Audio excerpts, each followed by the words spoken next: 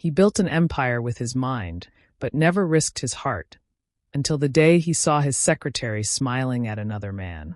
But when he catches a glimpse of her on a blind date, laughing like he never made her laugh, something cracks open. Possessiveness? Maybe. Regret? Definitely. Hello family, welcome to True Life Stories. Please subscribe and leave a like for us, it means the world to us. Also share this video to your friends and loved ones, and turn on post notifications so you don't miss future videos from us. Thank you as you do so. Sit back and relax as we dive into the story. The office of Hart Tech Industries was a fortress of glass, steel, and ambition. Perched at the top floor of a Manhattan skyscraper, it offered a panoramic view of the city skyline, glittering, powerful, untouchable. Much like Elias Hart himself. At 38, Elias had built a billion-dollar tech empire from scratch. He was the kind of man who walked into a room and silenced it with a glance. Tall, commanding, sharp-featured with eyes that seemed to weigh and discard people in seconds. Everything about him exuded control, precision, and calculation. He lived by one rule: never mix business with personal affairs. So when it came to Clara Moore, his executive secretary of 3 years, he never allowed himself more than polite professionalism. Clara was elegance in motion, poised, articulate, with a calmness that contrasted the frenetic energy of the corporate world. She had a beauty that wasn't loud but quietly captivating, eyes, high cheekbones, and a mouth that often curved into a knowing smile. She never flirted, never tried to impress, and perhaps that was what made her impossible to ignore. But Elias never said a word, never crossed the line, not because he didn't feel anything, but because he did. It was easier to pretend it wasn't there. Friday evening came like any other. The office slowly emptied, lights dimmed, and New York's nightlife began to hum below. Elias worked late, as usual, reviewing a new cybersecurity contract when he decided to call it a night. The city stretched endlessly outside his window, the lights twinkling like stars. He stood, stretched, and grabbed his coat.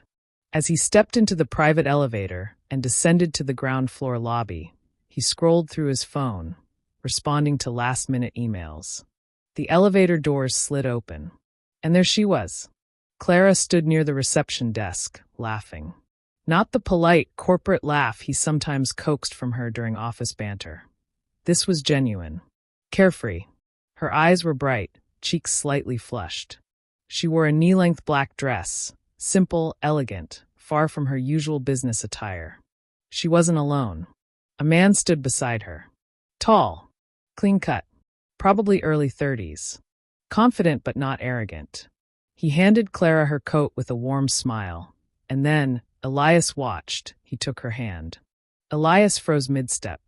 It wasn't the hand-holding, or even the laughter. It was the way Clara looked at this man, with a spark of something Elias had never seen directed at him. Jealousy punched him square in the chest.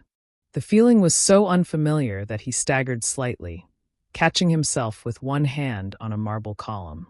He narrowed his eyes, watching as the man leaned in, saying something that made Clara laugh again, a sound that felt like betrayal. He didn't know this man. But suddenly, Elias wanted to know everything. Where he was from, how he met Clara, what he did, what he thought made him worthy of her attention. He stepped back into the shadows of the lobby, unseen. He watched them walk out together, her hand still in his, until the revolving doors swallowed them into the night. The cold air hit his lungs as he finally stepped outside. But the chill came from somewhere deeper. That night, Elias Hart lay awake in his penthouse apartment, staring at the ceiling. Manhattan lights bled through the tall windows, but his mind was elsewhere, haunted by the image of Clara's smile meant for someone else. How long had he waited? How long had he buried feelings under the weight of professionalism and fear? He could recall every time she made him laugh, every moment he'd watched her tuck a strand of hair behind her ear while reviewing his calendar, every shared silence that lingered just a little too long. And yet, he'd done nothing.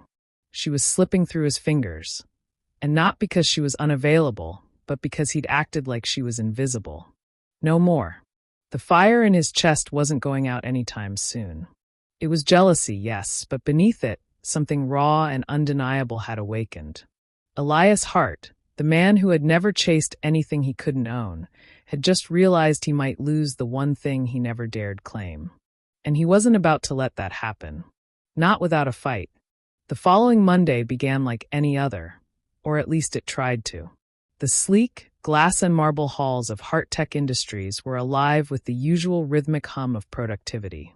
Executives strode confidently through corridors, assistants juggled phone calls, and interns clutched coffee trays like lifelines. But on the top floor, behind the double glass doors of the executive suite, something had shifted, subtly but unmistakably. Elias Hart was not himself. He sat at his desk, the city skyline sprawling behind him, as his eyes scanned a report for the third time without reading a single word.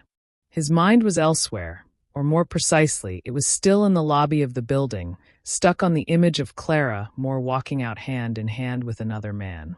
He was angry, but not at her. He was angry at himself, for letting it happen, for pretending too long that his growing feelings were just idle fascination, a passing interest.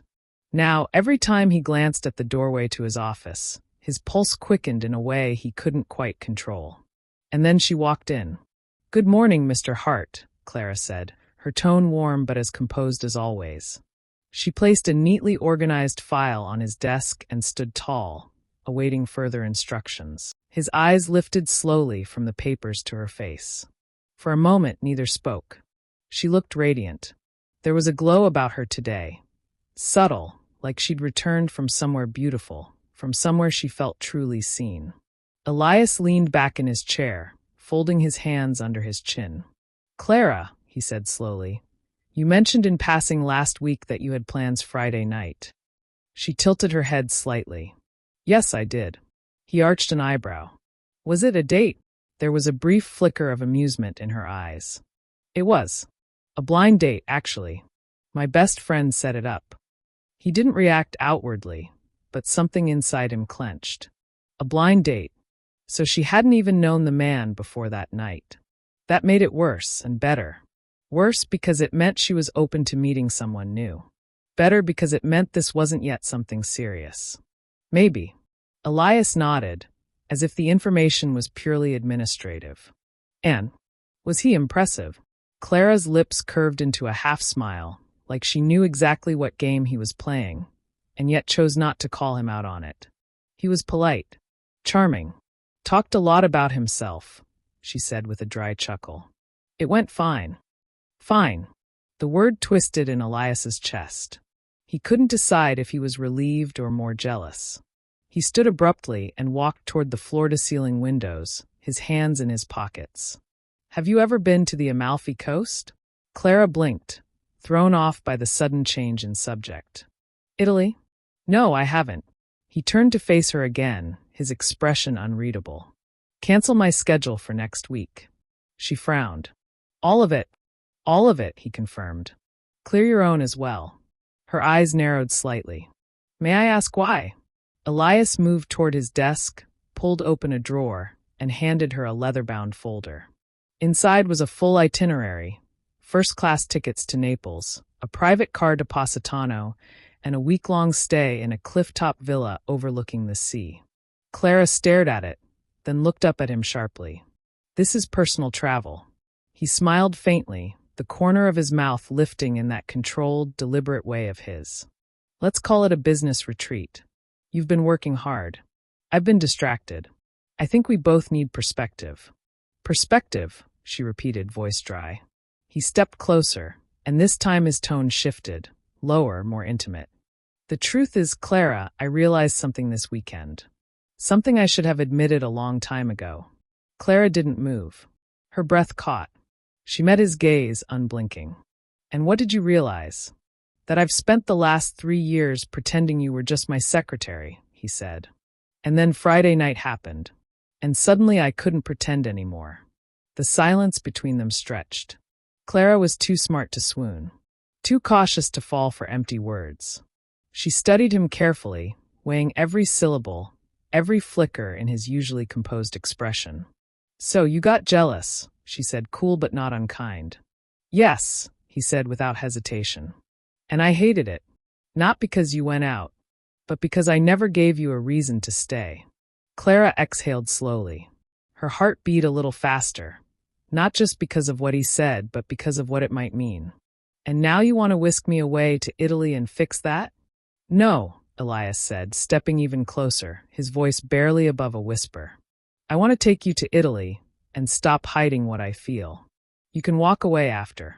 Or you can let me try, not as your boss, but as a man who should have said something a long time ago. Clara stood there, caught in the moment, in the absurdity, the boldness, the unexpected tenderness of it all. And maybe, just maybe, in the hope of something real. She closed the folder slowly. I'll need to arrange cover for my responsibilities, she said finally. And I want full control of the travel details. You're terrible at planning.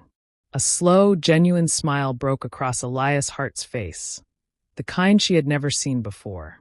Done. The jet soared above the Atlantic, slicing through clouds like a silver arrow. Inside, Elias sat with his laptop closed for the first time in years.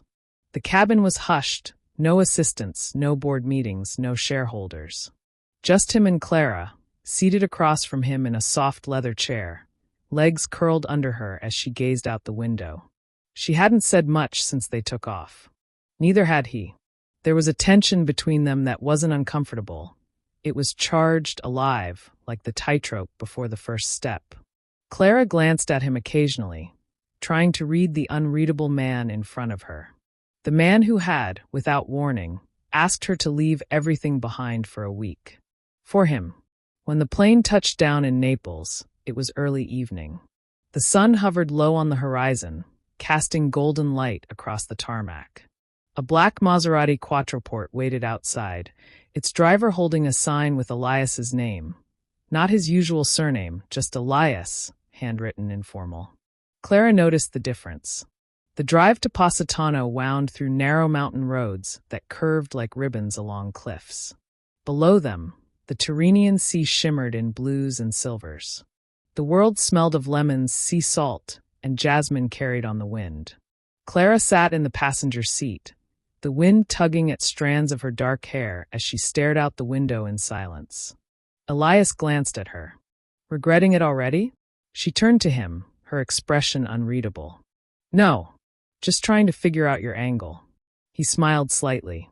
No angle. No ulterior motive. That's new. I'm trying something radical, he said. Honesty. She looked away, but the corner of her mouth lifted, just enough for him to notice. The villa sat high above the Amalfi coastline, carved into the cliffside with a view that stole the breath.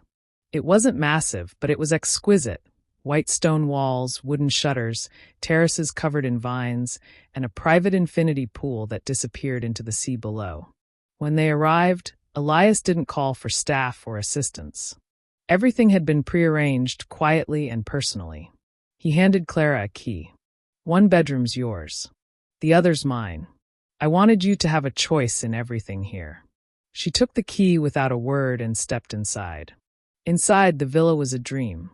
Open windows let in the salty air. The kitchen was stocked with fresh fruit, cheeses, wine, and handmade pasta. 2 sun hats hung by the door. A record player stood in the corner, softly playing a jazz melody. Clara walked to the balcony. The view was surreal. The sunset bleeding into the sea, boats like scattered pearls below, and the sky a canvas of orange and rose gold. She heard Elias behind her. His voice was quieter here, stripped of its usual command. I've been to a lot of places, but this is the first place I wanted to share. Clara didn't turn around. She stood with her hands on the railing, hair blowing gently in the wind. Why me, Elias? She asked, her voice steady. Why now? He stepped beside her, not too close. Because when I saw you with someone else, I felt something I didn't know I could feel anymore. It wasn't just jealousy. It was fear. Fear that I'd let the one person who mattered to me walk away without ever knowing it.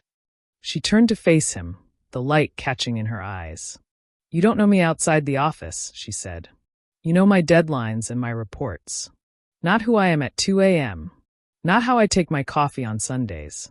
You don't know what I'm like when I'm falling apart. Then show me, he said. Clara exhaled. You're asking me to let my guard down for someone who built his entire life behind one. Elias looked at her then, really looked, no arrogance, no agenda. Just the man beneath the empire. I never said this would be easy, he replied. But I'm not asking you for your heart, Clara. I'm asking you for a chance to earn it. Dinner that night was simple and silent. They sat on the terrace, plates filled with handmade gnocchi and grilled vegetables.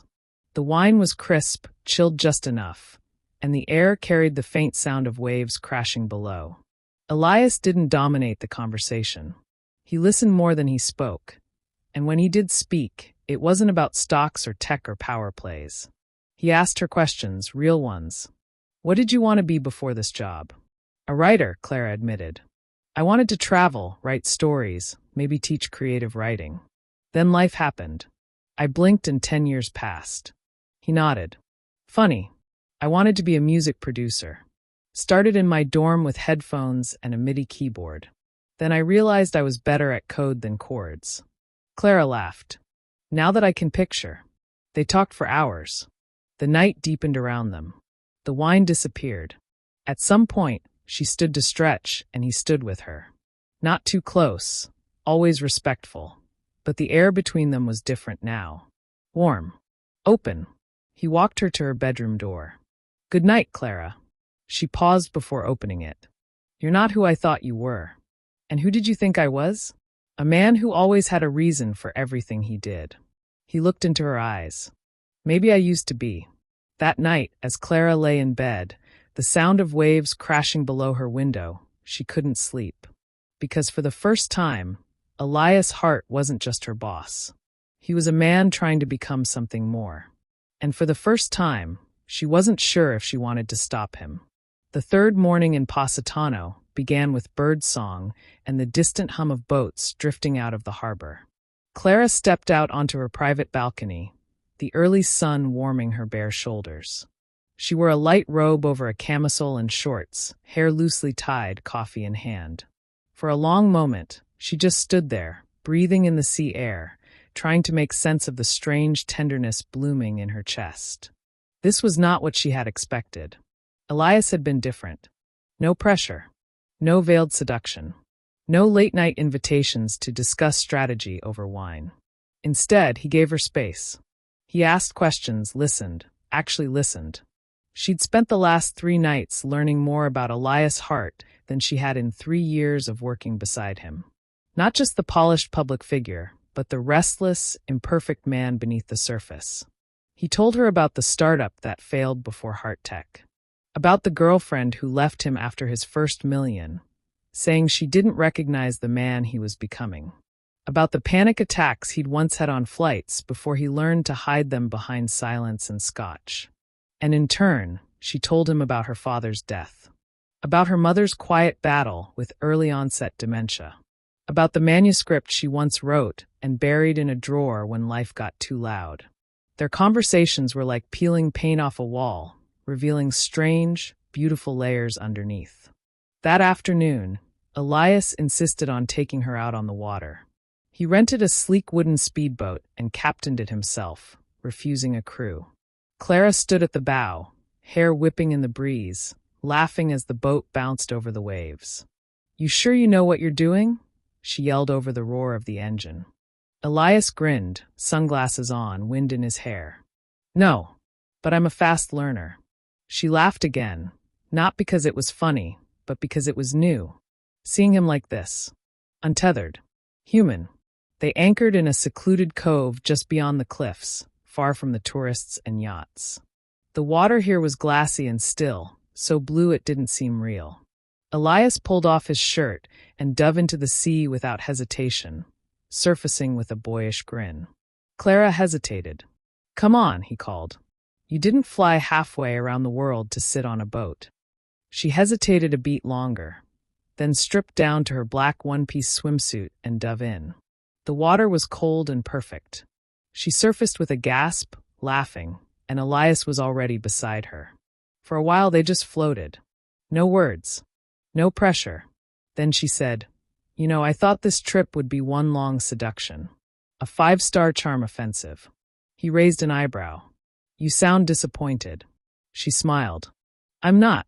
Elias tread water, studying her face. Can I tell you something? Sure. I don't really know what I'm doing. That caught her off guard. She turned toward him fully. With me? He nodded. I've spent so long controlling everything in my life. Every decision, every outcome. But with you, I don't want to strategize. I just want to feel whatever this is. Clara was quiet for a long time. Then she said softly, I think that's the most honest thing you've ever said to me. And it was. That night, they dined at a tiny cliffside restaurant tucked between two buildings, lanterns swaying in the breeze, a string quartet playing somewhere above. Elias wore a white linen shirt, sleeves rolled to his elbows. Clara wore a flowy green dress that caught the wind like silk. Over dinner, the flirtation deepened, not with words, but with looks, with laughter, with lingering glances over the rim of wine glasses. He reached across the table once, brushing his fingers lightly against hers. She didn't pull away. Later, walking back to the villa, their arms brushed. And again. And again. Finally, halfway up the stone path winding back toward their secluded home, Clara stopped. Elias. He turned. She searched his face in the moonlight. What happens after this week? He didn't pretend not to understand. He didn't deflect. Instead, he stepped toward her. I don't know, he said honestly. But I don't want to pretend this ends the moment we land back in New York. Clara crossed her arms, not as a barrier, but as a defense against the flood inside her. What about work? The office? You're my boss. I'll step back if I have to. I built that company. I can step away from it. He paused. But I don't want to step away from you. Her heart stuttered. He meant it. No dramatic promises. No manipulative charm. Just raw, unpolished truth. They stood under the stars, the sea far below, and something invisible and sacred passed between them. Not a kiss. Not yet. But something deeper. Something neither of them would be able to undo. Later, as Clara lay in her bed, a breeze curling the curtains around her, she thought of the way he looked at her when she wasn't watching. Of the small ways he paid attention. Always offering the last piece of bread, making sure the water wasn't too cold, waiting until she was comfortable before speaking. And she realized he wasn't trying to make her fall for him. He was letting her see him, hoping that would be enough. And maybe, just maybe, it was starting to be. The day had been sunlit perfection, bright, cloudless skies over Positano's cascading cliffs, the scent of lemon trees carried on every breeze, laughter echoing from balconies high above the sea. Elias and Clara had spent most of the afternoon wandering through cobblestone alleys, their hands brushing occasionally as they explored the town like two ordinary travelers, not a billionaire CEO and his executive secretary navigating uncharted emotional waters. But by nightfall, the weather had shifted. Dark clouds gathered over the coast, thick and brooding, heavy with rain. By the time they returned to the villa, lightning had begun to flicker on the distant horizon.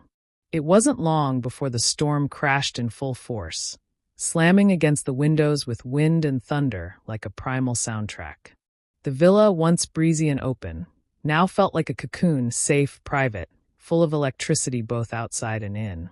Clara sat curled on a wide chaise by the large arched window, barefoot, legs tucked beneath her, a blanket around her shoulders. Her hair, slightly damp from the light drizzle they'd walked through, clung softly to her face. She held a glass of red wine, her gaze locked on the chaotic sky. Elias walked in, 2 fresh glasses of wine in hand. He wore a soft navy sweater over black lounge pants, barefoot as well. The contrast between the usual suit-and-tie mogul and the man who now padded around quietly in stormlight struck Clara like a chord. Unexpected, sincere, intimate. He handed her the second glass without speaking and sat down across from her, facing the window, his leg brushing lightly against hers beneath the blanket they now shared. "You okay?" he asked, his voice low, half lost in the crackle of thunder. "I love storms," she said quietly, not looking at him. "They make me feel reflective." Elias sipped his wine. "Reflective's not bad." They sat like that for a while, just listening. Outside, lightning lit up the sea in flashes, casting the villa in alternating bursts of shadow and gold. The silence between them was no longer uncomfortable. It was a shared space, full of things that didn't need to be said and things that were just waiting to be. I used to be terrified of thunder as a kid, Elias said, surprising her. I'd hide in the hallway with my headphones and listen to music until it passed. Clara smiled softly. What kind of music? He glanced at her. Embarrassingly emotional piano tracks. Ludovico Einaudi. Thomas Newman. I was dramatic. She laughed. I would have paid to see a young Elias Hart having an existential storm crisis with a Beethoven soundtrack. He chuckled. You're not far off. My mom used to call me a storm in a suit. Said I felt too much but showed too little. That hung between them for a moment. You still do, Clara said. He turned to face her fully, one arm draped over the back of the chaise. His expression was quiet but intent. And you? What are you hiding under all that grace and order? She looked away, then back at him. Fear, she admitted. That I'll fall for someone I can't keep. That I'll give everything and they'll walk away when it gets complicated. A pause. Or worse, she added.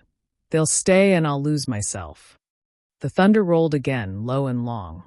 I get that, Elias said. Believe it or not, I'm not afraid of failure. I'm afraid of needing someone and having them become my weakness. That's why I kept you at a distance. Clara turned her body toward him now, setting her glass down. And what changed? He leaned in slightly, just enough to feel the magnetism deepen. You changed. Lightning lit the room again. She studied his face, the sincerity in his eyes, the way his walls had been steadily falling since they arrived. Elias! He reached out, his fingers brushing a damp strand of hair from her cheek. You can tell me to stop. Right now. And I will. But if I don't kiss you tonight, I'm going to regret it for the rest of my life. Her heart pounded. No boardroom speeches? She whispered. No strategy? Not tonight. He moved slowly, giving her time, space, choice. And when she didn't pull away, when she leaned in ever so slightly, his lips met hers. The kiss was not aggressive or rushed. It was deep and searching, the kind of kiss that says I see you, and I want all of you. It tasted like red wine and rain and long-held tension finally released. Clara's hands slid into his hair, fingers tightening as he pulled her closer, his arm wrapping around her waist. The thunder roared outside, rain pelting the windows, but neither of them noticed anymore. They didn't speak as he led her upstairs. They didn't rush. Each movement was deliberate, not a conquest, but a connection. He kissed her like a man who was trying to memorize her. She touched him like someone afraid the moment would vanish if she let go. And when they finally collapsed together in the soft linen sheets of the master bedroom, the storm still raging outside, it wasn't just bodies that met. It was years of silence breaking. It was vulnerability, raw and unfiltered. It was every what if being replaced with finally. Hours later, the rain softened to a gentle rhythm on the villa's tiled roof. Clara lay with her head on Elias's chest, fingers tracing lazy circles against his skin. I didn't expect this, she whispered. He kissed her hair. Neither did I. You said you didn't know what you were doing. I still don't, he murmured. But if this is a mistake, it's the only one I've ever wanted to keep making. She smiled, eyes fluttering closed. Outside, the storm had passed. But inside, something had begun. Something neither of them would be able, or willing, to undo. The morning after the storm, the sky was painfully beautiful. Soft blue streaked with watercolor clouds, the sunlight gentle and golden, as if the universe itself was trying to offer a clean slate. Clara awoke alone in the bed, sheets tangled around her waist. The space beside her was still warm, the subtle indent of Elias's body pressed into the mattress, but he was gone. A note sat on the pillow. Fresh espresso on the balcony. Didn't want to wake you. E. She sat up slowly, her body sore in a satisfying way, her mind foggy with memory and meaning. Last night hadn't been just sex. It hadn't even felt like the start of a casual fling. It had been something deeper, something unspoken that had been waiting for the right moment to surface. And now that it had, everything felt fragile. Clara wrapped herself in a robe and stepped out onto the balcony. Elias sat in a lounge chair in loose linen pants and a white t-shirt, bare feet propped on the railing, coffee in one hand, the ocean in his eyes. He turned when he heard her, offering a smile that didn't try to hide anything. Morning. She joined him, accepting the cup he held out, the ceramic still warm. They sat in silence for a moment, sipping slowly, the sea breeze lifting her hair. He finally spoke. I didn't know I could feel this still. You make the noise stop. The confession was simple, vulnerable, beautiful. Clara looked at him. And what happens when we go back? There it was. The question she'd been carrying in her chest since the moment their lips met the night before. It hung in the air between them, heavier than the ocean, harder than truth. Elias's jaw flexed. I've been thinking about that. And, he set his cup down. I'm not going to pretend things can go back to normal. I don't want them to. She wrapped her arms around her knees, voice careful. But you're still my boss. We still work together. Every day. You built your world around control, Elias. What happens when you bring something this unpredictable into it? I dismantle it, he said without pause. Clara's brows lifted. Excuse me? I stepped down. I already told the board I was considering a temporary leave. Now I'm considering something more permanent. Her heart jumped, but she forced herself to stay grounded. You'd walk away from Heart Tech? I've built it. I don't need to micromanage it forever. I have people I trust to run it. I've done nothing but chase success for 20 years. And then I blinked, and you were in front of me, and I realized I'd never actually lived. He leaned forward, his voice lower now, more intimate. You are not a distraction, Clara. You are the one thing that makes all the distractions fade. She wanted to believe him. God, she did. But her mind had always been sharper than her heart. You can't change your entire life in a week, she said softly. You don't even know what this is between us. What if it fades? What if we lose this when we step off this cliffside fantasy and back into Manhattan? He looked wounded, but he nodded. I get it. You're scared. I'm realistic. No, he said. You're scared to want something for yourself. You've built your life around safety and service, around taking care of others, around not being disappointed. Her throat tightened. That's not fair. It's true. Silence. Clara stood and walked to the edge of the balcony, staring out at the endless sea. A sailboat cut across the water, white and small and free. She spoke without turning around. I've fallen before. Hard. I gave everything to someone who swore he'd never leave. And he didn't, not at first. He stayed until my mom got sick. Until things got heavy. Then he folded. Said I'd changed. Said he didn't sign up for that version of me. Elias rose but didn't move closer. I'm not him. No, you're not. She exhaled. But it's easier to believe in people when the sun is shining and the wine is good. It's different when life gets complicated. He took a step toward her. Then another. Then gently wrapped his arms around her from behind. Clara let herself lean into him, just for a moment. I'm not asking you to promise me forever, Elias whispered into her hair. I'm asking you to let this be real. Whatever this is. Let it breathe. Let it try. She closed her eyes. I don't want to lose myself in you, she said quietly. Then don't, he murmured. Let me meet you where you are. Not where I want you to be. She turned slowly, facing him. Their eyes met. There was fear in hers.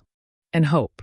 And something else, something dangerous and beautiful, and just beginning to trust again. I'm not ready to make promises, she said. Neither am I, he replied. But I'm ready to fight for this. For you. The truth settled between them like the hush after a storm. Clara touched his chest, just over his heart. Then let's see what happens when the real world catches up. Later that evening, they walked along the cliffside together in silence. No holding hands.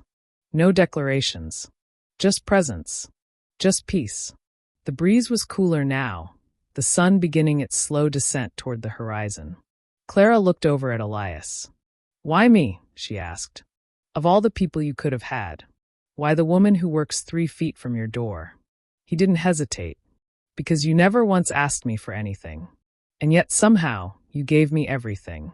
They left Positano 2 days later. The villa was quiet when they closed the doors behind them. The storm that had broken open their hearts was long gone, replaced by a calm that was both terrifying and sacred. Elias stood for a moment in the doorway, keys in hand, just looking around as if trying to memorize it. The terrace where they talked too long into the night, the window Clara loved, the scent of lemons that clung to the breeze. Clara watched him, arms crossed loosely over her chest. She hadn't said much that morning. Neither had he. They weren't the same people who had arrived a week ago. And that was the problem, and the promise. The flight back to New York was quieter than the one before. Not awkward, just waited. Clara read a novel she barely processed. Elias watched the clouds. Occasionally, they'd share a look, a faint smile, fingers brushing, but no grand declarations. No impulsive vows. The magic hadn't worn off. Reality was simply waiting. Back at Heart Tech, it didn't take long for people to notice. Elias Hart, usually stoic and borderline intimidating, had returned softened. Still sharp, still efficient, but something in his expression had changed, a looseness in his shoulders, a warmth in his greetings. He paused longer in meetings, smiled more. And then there was Clara. She glowed, but not like someone in love, not yet. She glowed like someone who had finally stepped into her own light. Rumors swirled, of course. Office whispers. Looks exchanged in elevators. Did you hear they went away together? She's still his secretary, though, right? God, can you imagine if he fell for her? But Clara didn't flinch. Because for the first time in years, she wasn't chasing safety. She was chasing truth. Even if it was complicated. Even if it came in the form of a man who had built $1 billion kingdom and was now quietly, intentionally, willing to leave it behind. 3 weeks after their return, Clara received an Outlook calendar invite titled, Final Executive Meeting, for PM, Penthouse Conference Room. Sent from Elias Hart. She accepted without question. At 4 p.m. sharp, she stepped into the sleek boardroom that overlooked all of Manhattan. Most of the board members were already seated, murmuring among themselves, eyebrows raised as Elias stood at the head of the table. No presentation, no laptop, just a thick manila folder in hand and a stillness in his posture that told everyone something was different. Clara took her place quietly in the corner of the room, as she always did. He glanced at her once. It was enough. Then he turned to the board. Effective next quarter, I'm stepping down as CEO. The room erupted. Gasps. Protests. Confused glances. Temporarily, one of the directors asked. No, Elias said calmly. Indefinitely. I've put plans in place for an internal promotion and a transition structure. It's all outlined here. He dropped the folder on the table with a soft thud. Heart Tech no longer needs me at the helm. And frankly, I need to live a life that isn't scheduled down to the second. Someone asked if he was ill. Another asked if he was planning a competitor launch. Elias shook his head at both. No new venture. No secret agenda. I just want time. He looked toward Clara again. Time for what? The board didn't ask. But she knew. Later that evening, Clara was finishing up in her office when Elias appeared in the doorway, hands in his pockets. The hall was quiet, most employees already gone for the day. She stood slowly. You really did it. He nodded. I meant what I said in Italy. I'm done living a version of success that doesn't include joy. She stepped toward him. And what does joy look like now? He studied her, then reached into his coat and pulled out a small velvet box. Clara tensed. Elias, if that's a... He opened it. Inside wasn't a ring. It was a delicate silver pendant in the shape of a heart, broken down the middle, but intricately laced back together with a tiny thread of gold. She stared at it. It's a Japanese concept, he said softly. Kintsugi. The idea that broken things are more beautiful because they've been repaired. Not hidden. Not replaced. Just honored for surviving. Her throat tightened. I'm not asking you to wear it as a promise, he said. I'm asking you to wear it as a reminder that whatever this is, you and me, it's not perfect. It's been broken, maybe, but it's also worth choosing. Every day, even when it's hard. Clara stepped forward, took the pendant with trembling fingers, and looked up at him. I still don't have answers, she whispered. He touched her cheek. Neither do I. Just a lot of truth and a heart I don't want to keep hiding. She smiled then, soft and real and more fearless than she'd ever been. Then let's try. No labels. No pressure. Just us. He leaned in, pressed his forehead against hers. I'd like that. Weeks passed. Then months. They didn't rush into anything. Clara moved into a new apartment on her own terms. Elias took up photography. They started traveling, small trips at first. Vermont, Charleston, then Tokyo, Lisbon. Places not filled with business meetings, but with moments. Sometimes they fought. Sometimes they pulled away. But always they found their way back. And one day, not in Positano, not in Manhattan, but somewhere in between on a quiet street in Prague, with snow falling and music playing from a violinist in the square, Elias turned to Clara and said simply, I'm not afraid anymore. She took his hand. Neither am I. We have come to the end of the story. I hope you enjoyed it. Leave a like and subscribe to my YouTube channel for more interesting stories.